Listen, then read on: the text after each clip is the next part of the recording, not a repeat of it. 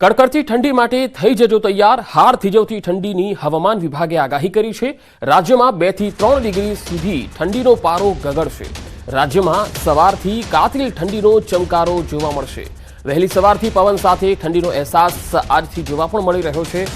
પવન ફૂંકાતા ઠંડીના ચમકારાનો અહેસાસ થઈ રહ્યો છે। વહેલી સવારથી જ પારો હવે ગગડી રહ્યો છે। સુસવાટા મારતા પવનો સાથે ઠંડીનો અનુભવ થઈ રહ્યો છે।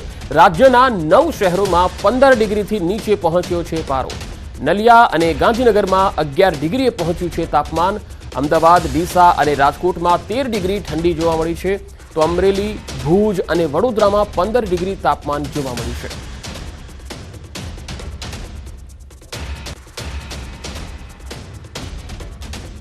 તો કડકડતી ઠંડી માટે હવે તૈયાર થઈ જજો, કારણ કે આગામી સમયમાં હજુ વધારે ઠંડી પડશે। હાડ થીજવતી ઠંડીની હવામાન વિભાગે આગાહી કરી છે।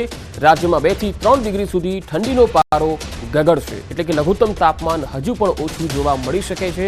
9 શહેરોમાં 15 ડિગ્રીથી નીચે પારો પહોંચ્યો છે।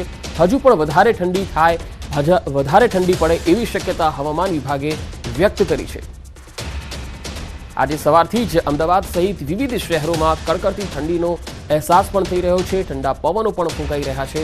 અમરેલી, ભુજ અને વડોદરામાં 15 ડિગ્રી જેટલું તાપમાન જોવા મળ્યું છે, જ્યારે રાજકોટ, અમદાવાદ અને ડીસામાં 13 ડિગ્રી જેટલી ઠંડી જોવા મળી છે, એટલે કે તાપમાનનો પારો 13 ડિગ્રી જેટલો જોવા મળ્યો છે। નલિયા અને ગાંધીનગરમાં 11 ડિગ્રીએ પહોંચ્યું છે તાપમાન।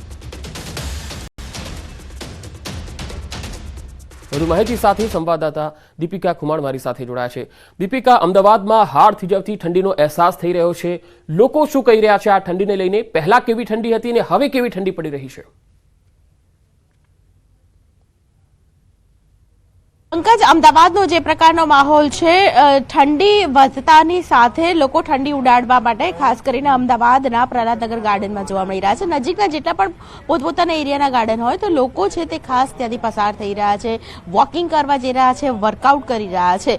સૌથી મહત્વની વાત છે કે અમદાવાદમાં આજે સિઝનની સૌથી એવો દિવસ છે કે જેમાં સૌથી વધારે તાપમાન નોંધાય, અને આ પરિસ્થિતિ વચ્ચે ઘણા બધા લોકો વર્કઆઉટ કરતા પણ જોવા મળી રહ્યા છે। આપ જોઈ રહ્યા છો કે ગાર્ડનમાં હાલ વર્કઆઉટ કરતા લોકો છે તે સૌથી વધારે જોવા મળી રહ્યા છે। હજુ પણ 2 દિવસ આ પ્રકારનું તાપમાન રહેશે।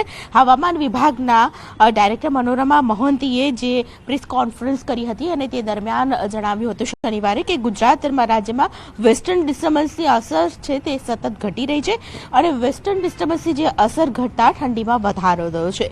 સમગ્ર રાજ્યમાં લઘુત્તમ જે તાપમાન છે તેમાં ઘટાડો થતા ઠંડીનો ચમકારો વધ્યો છે। હજુ પણ આગામી દિવસમાં ઠંડીનું જોર રહેશે અને અમદાવાદીઓએ હજુ પણ ઠંડીમાં ઠૂઠવાવું પડશે, પરંતુ સવારનો સમય છે, 9 વાગ્યા સુધી ગાર્ડનનો આ જ પ્રકારનો માહોલ રહેતો હોય છે ને એ પ્રકારનો માહોલ હાલ પણ જોવા મળી રહ્યો છે। પંકજ, જી દીપિકા, આભાર સમગ્ર માહિતી આપવા માટે।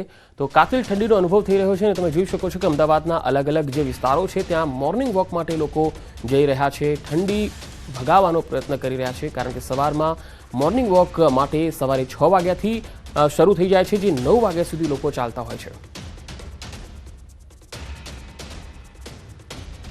ગુજરાતમાં ઠંડીનો ચમકારો તો વધ્યો છે, તો પાડોશી રાજ્ય રાજસ્થાનના પ્રવાસન સ્થળ માઉન્ટ આબુમાં પણ ઠંડીનો પારો ગગડ્યો છે।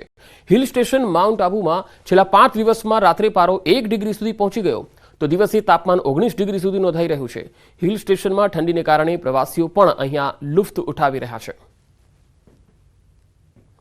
તો માઉન્ટ આબુથી આ તસવીર આવી રહી છે। તમે જોઈ શકો છો કે અહીંયા રાત્રે 1 ડિગ્રી જેટલું તાપમાન થઈ જાય છે, જ્યારે દિવસે 19 ડિગ્રી જેટલું તાપમાન જોવા મળે છે। અહીંયા કાતિલ ઠંડી પડે છે, જેથી જે પ્રવાસીઓ અહીંયા આવી રહ્યા છે તે ઠંડીનો લહાવો પણ લઈ રહ્યા છે, અને સાથે સાથે કુદરતી દ્રશ્ય અને કુદરતની ગોદમાં અહીંયા આવવાનો આનંદ પણ લઈ રહ્યા છે।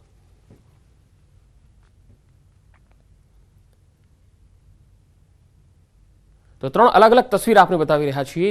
એક તરફ ઉત્તર ભારતના અનેક રાજ્યોમાં હિમવર્ષા પણ થઈ રહી છે, દક્ષિણમાં વરસાદ થઈ રહ્યો છે, કારણ કે દક્ષિણના તમિલનાડુ હોય, આંધ્ર હોય, આ વિસ્તારોમાં કેટલાક વિસ્તારો એવા છે કે જ્યાં ભારે વરસાદ પણ થયો છે, અને પશ્ચિમમાં ઠંડી પડી રહી છે, જેમાં ગુજરાત છે, રાજસ્થાન છે, ત્યાં કાતિલ ઠંડીનો પણ અનુભવ થઈ રહ્યો છે। આ 3 અલગ અલગ દ્રશ્યો અમે આપણે બતાવી રહ્યા છીએ, જે અલગ અલગ રાજ્યોથી આવી રહ્યા છે।